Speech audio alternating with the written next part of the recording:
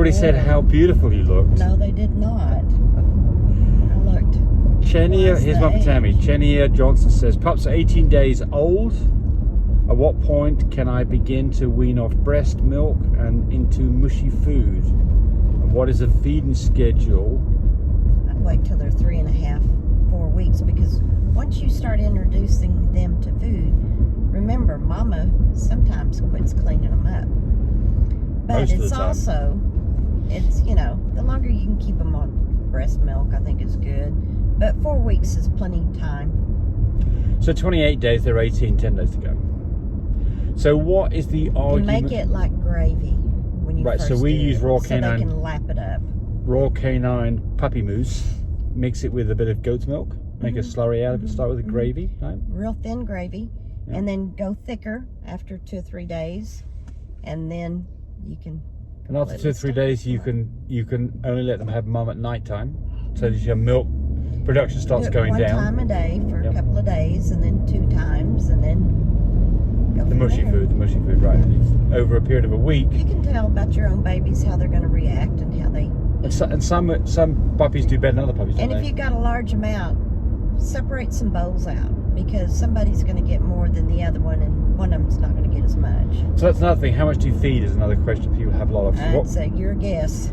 Well, what I would do is I'd put food out there, and after what you'll see is they'll get in it, they'll be Oh, they'll be shaking and lick, and some of them may not the first time. Yeah, but what you'll see is that when they've had enough, they'll stop eating it, and that's typically after about 10 minutes, and they just Sometimes you may have to encourage. Once they hear one doing it, they're all going to do it. Yep. But you may have to dip a little head into it where they get it on their little face, Yep.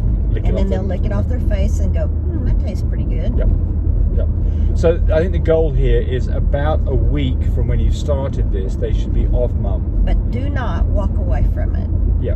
A week after you're off mum, and you're getting them onto the next stage would be to get them on softened kibble. So get some kibble. What do? Warm water, soak it for 30 minutes.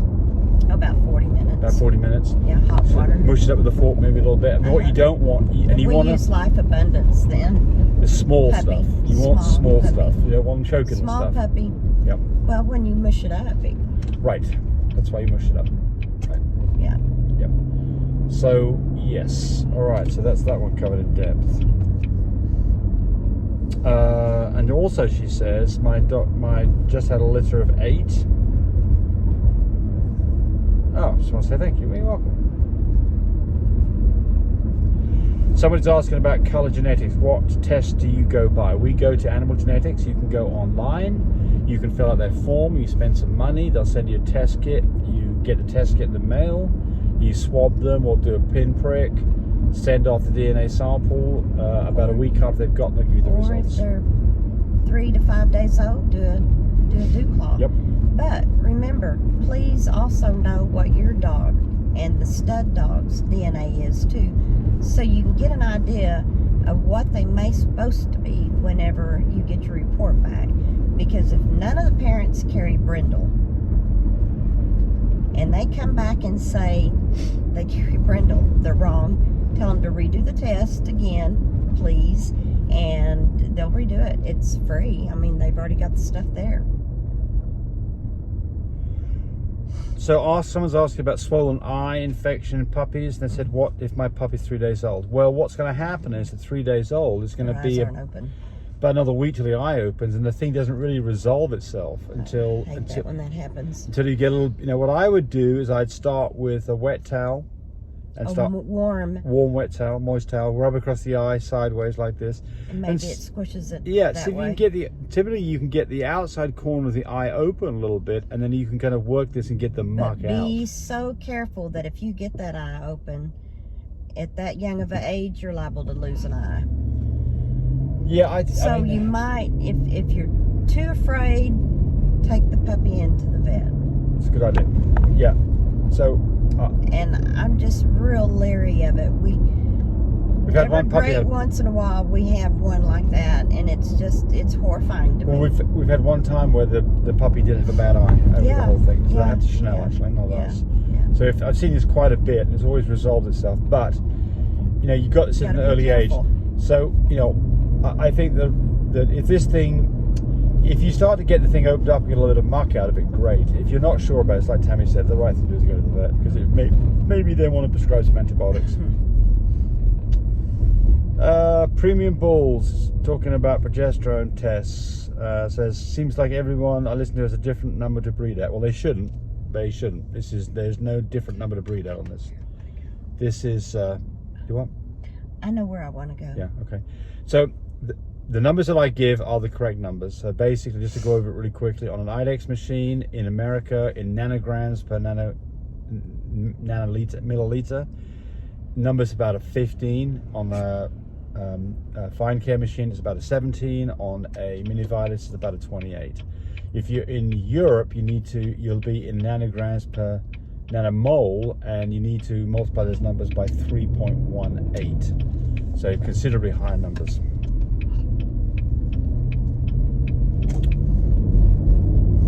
Someone says I'm a good teacher. Somebody else is asking about prices on puppies, and the answer to that is Call Tammy. me, 580-799-1910 if you want to know prices. And right now Please you're call. down to a girl, fluffy. 2 Merle Fluffy Carrier girls is what I've got left, and 1 Fluffy Carrier ATA Blue Sable Boy Fluffy Carrier.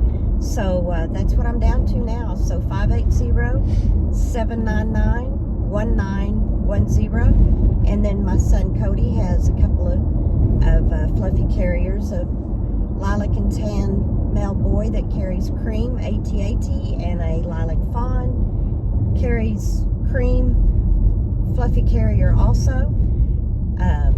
He's got those for sale. So if you contact me, I can give you numbers to call him, and just give me a call, 580-799-1910 on about puppies for sale. Metal Rulesy saw the video that you have of those Merle puppies. He says those are some good whittle buddies. They are cute.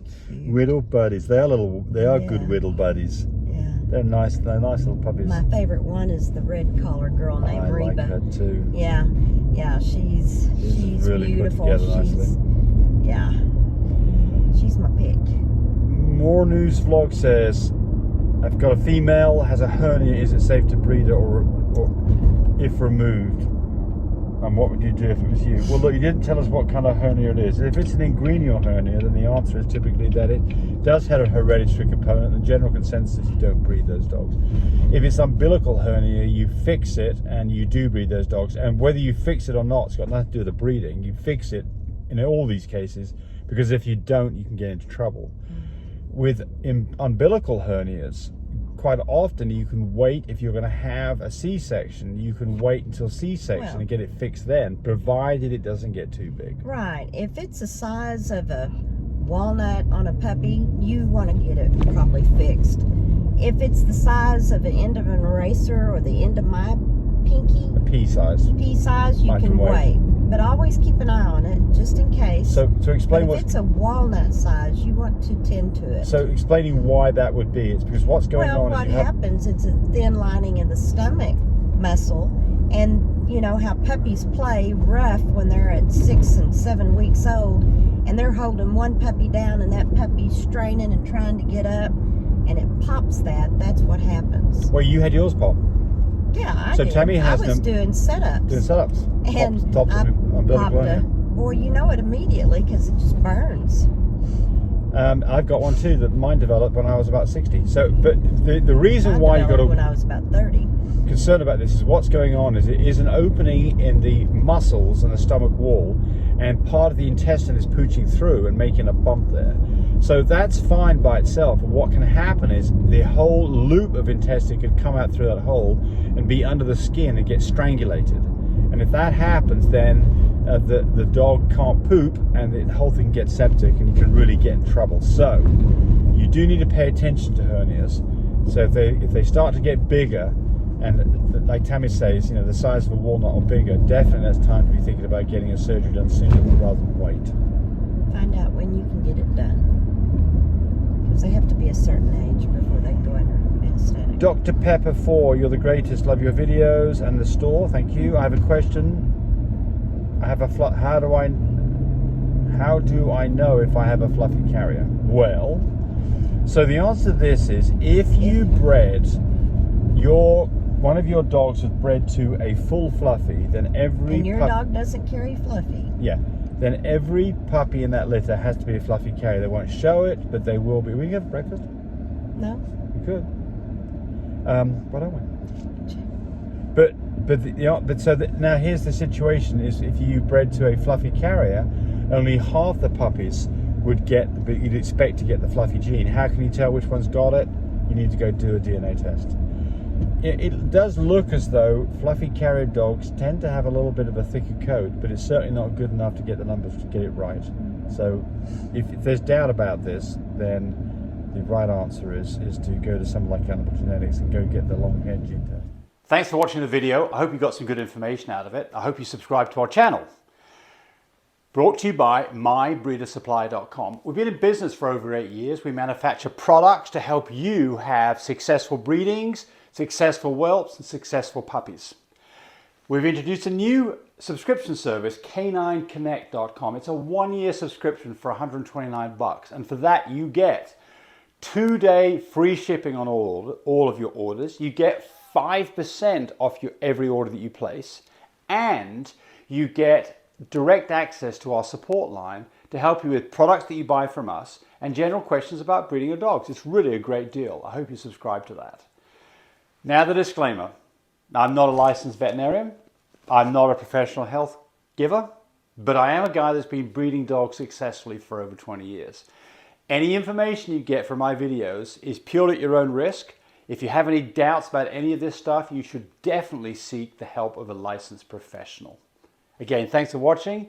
Have fun with your doggies. Bye, buddy.